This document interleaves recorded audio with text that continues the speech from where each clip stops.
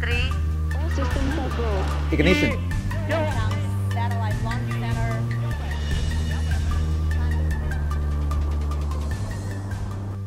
I believe that this nation should commit itself to achieving the goal, before this decade is out, of landing a man on the moon and returning him safely to the Earth.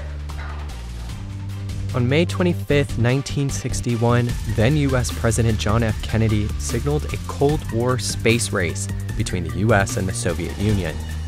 8 years later, NASA's Apollo 11 mission successfully landed on the moon, allowing U.S. astronaut Neil Armstrong to take the first step on the lunar surface. That's one small step for man, one giant leap for mankind. The USSR would split up decades later, but the legacy of the first moon landing would live on in a competition involving more than just the former Soviet Union. Now make no mistake about it. We're in a space race today, just as we were in the 1960s. And the stakes are even higher. Today, America's biggest rival is China. Among the many sources of tension is their push for space exploration. But China is not the only competitor trying to catch up to the U.S. space program. Plus 5 seconds.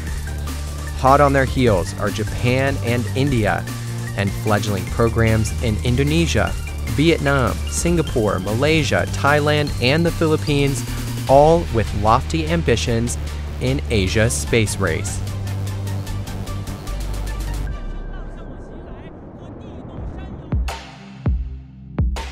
To this day, the U.S. remains the only country to put a human on the moon. America has invested more in its space program than any other nation. 0.4% of the U.S. national budget was allocated to fund programs run by the space agency NASA in 2024. That's over $27 billion US.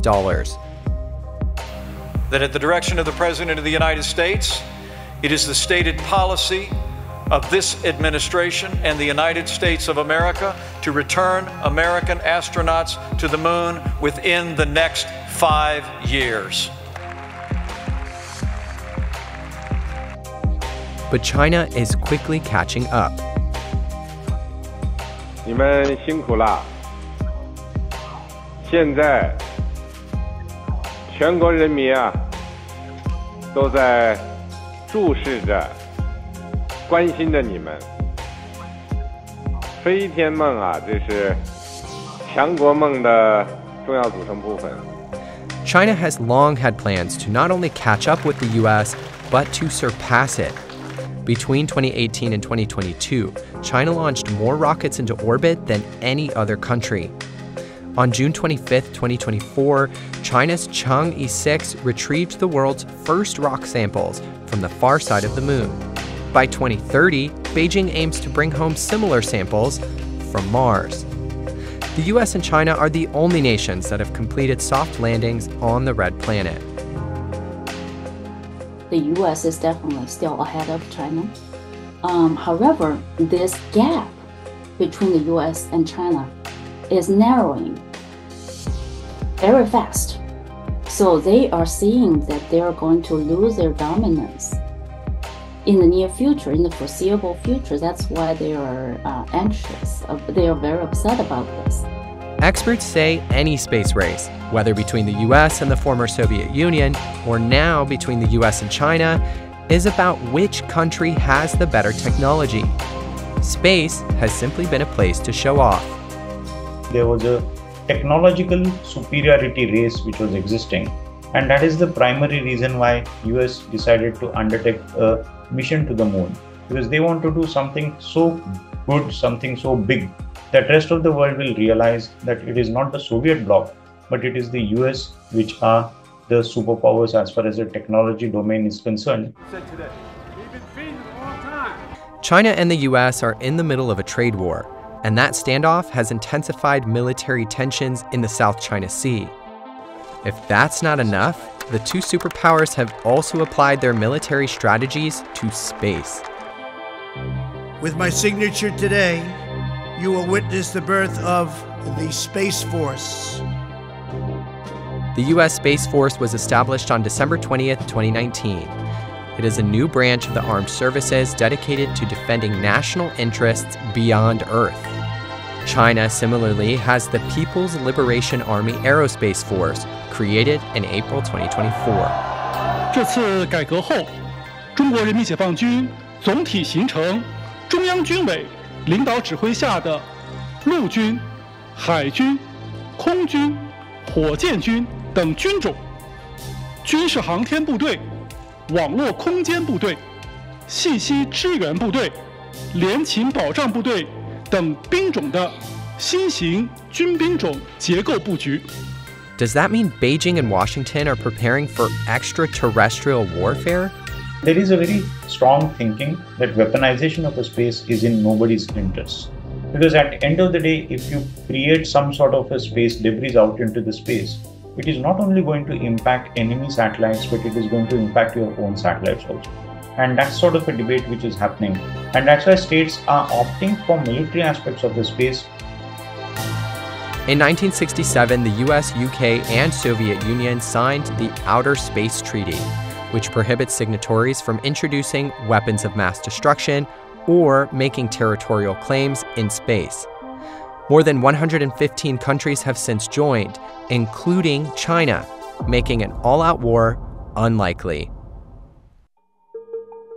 They have progressed in their space activities according to their own plan. They had their own rhythm. How about the rest of Asia? It appears cooperation rather than competition is the name of the game. US is definitely making allies in Asia, but every country has started using space as one of the reasons for making friends also. So those types of things are happening in geopolitics all over the world. US is doing it, China is doing it, Russia is doing it, all big powers are doing it. The US and China have both reached the moon. The other nations to achieve this feat? India in 2023 and Japan in 2024. The US has already seized the opportunity to work with its Asian allies by drafting the Artemis Accords in 2020, which aims to establish a shared set of principles to facilitate lunar exploration. The latest Asian nation to sign was India in 2023, which has gradually become one of the most important players in the space race since its program ISRO was established in 1969. New Delhi's latest achievement has been its biggest. We became the fourth country to land, to demonstrate the soft landing onto the moon surface, and we became the first country to go to near to the south pole of the moon. Friends, on this joyous occasion, I would like to address all the people of the world, the people of every country and region. India's successful moon mission is not just India's alone. This success belongs to all of humanity, and it will help moon missions by other countries. Washington has also found a friend in Japan. 2 Japanese astronauts will join future American missions, and one will become the first non-American ever to land on the moon. China, on the other hand, has found its own allies in the race, despite U.S. efforts. World order is defined by the U.S. right now. Has been like that for too long. Even if China is trying to do something on their own, the U.S. will point a finger at them and say that, no, we don't like you to be able to do that. So China's rise is very difficult in a very hostile international environment. So China needs to find its partners, even if they cannot do as much as China wants. China has signed a set of deals with major emerging economies, many in Asia. That includes Pakistan, which launched its most advanced satellite to date with the help of Beijing. China is even helping to train astronauts as far away as Venezuela, which has hopes of landing on the moon. Éxito total, la jornada de trabajo. Éxito total. 3 horas y media trabajando con el presidente Xi Jinping. Lo que vamos es para la luna. Today's space race may be reminiscent of the Cold War, but the sheer number of competitors has changed the game. Instead of working against each other, China, the US, and their partners may have to find overlap in their shared interests to discover even more of what lies beyond. Vehicle is pitching.